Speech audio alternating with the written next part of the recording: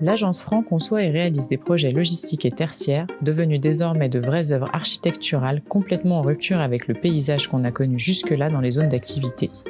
Gabriel Franc nous raconte les enjeux de cette transformation. Un des points que je peux aborder en parlant de Stonehenge, c'est qu'à la différence de beaucoup de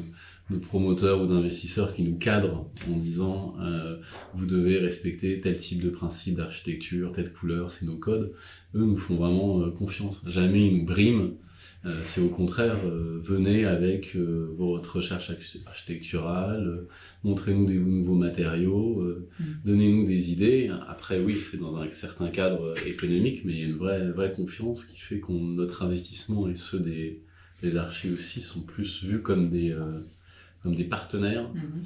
plutôt que la société de service pure qui doit faire un dessin qui va avec le projet. Je pense que c'est aussi une des clés de leur réussite, c'est qu'ils sont forcément très agiles en amont d'un projet, parce qu'ils comprennent bien quels sont les enjeux d'un terrain, des pouvoirs politiques qui y sont associés, d'un vendeur, et ils vont chercher à aller au plus près des exigences de chacun pour que le projet se fasse dans la meilleure intelligence et donc en concertation et surtout pas de façon plus brutale. On travaille avec eux à Louvre, avec Grand Paris Aménagement. Ils vont être particulièrement à l'écoute des volontés de la collectivité, de l'aménageur pour s'adapter à leurs demandes et un client, un utilisateur, ils en feront de même, auront le même rapport avec lui, de dire attendez, on ne vous fait pas un produit Stonehenge, vous le prenez ou vous le prenez pas, sinon vous passez votre chemin. C'est bien à l'opposé de ce discours qui est plutôt de dire on va s'adapter, dites-nous quelle est votre demande, comment on peut la satisfaire, et avec nos architectes, avec les entreprises, on va s'y adapter, en tout cas vous proposer un produit qui vous soit à la hauteur de vos demandes, de vos exigences.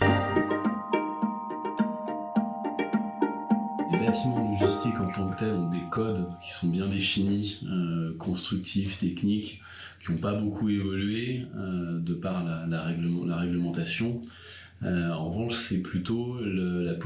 positionnement de ces bâtiments dans leur environnement qui a pas mal évolué.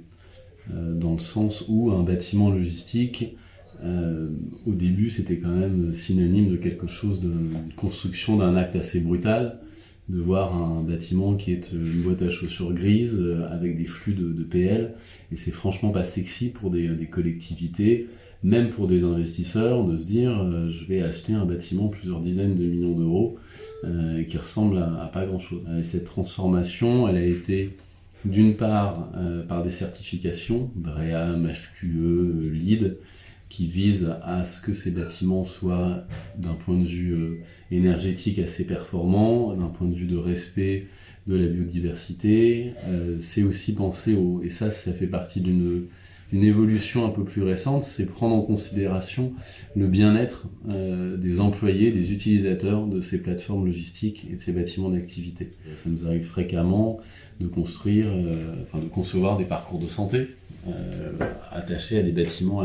logistiques, ce qui aurait été plutôt impensable il y a quelques années.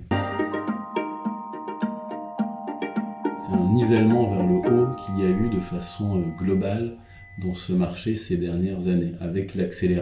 une accélération qui est due elle-même à l'accélération de la commercialisation et la construction des bâtiments logistiques. Je pense par le biais de promoteurs et d'investisseurs qui sont rentrés dans un standard, une nouvelle norme qui font que tous les bâtiments logistiques, pour être dans une certaine classe, qui font aussi la qualité des investissements, passe par ces certifications environnementales et par la considération qu'un bâtiment logistique peut être divisible, qu'il doit y avoir une qualité du paysagement, une qualité de l'humain, d'avoir des bureaux qui soient avec une attention particulière. Avant, un bâtiment logistique de 20-30 000 m² il y a 10 ans, c'était un bâtiment conséquent.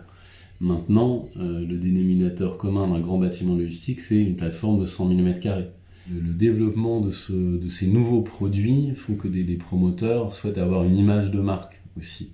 Et cette image de marque, ça veut dire faire que leur bâtiment soit reconnaissable parmi d'autres. Tel entrepôt a été fait par tel promoteur, on sait que c'est un produit de qualité.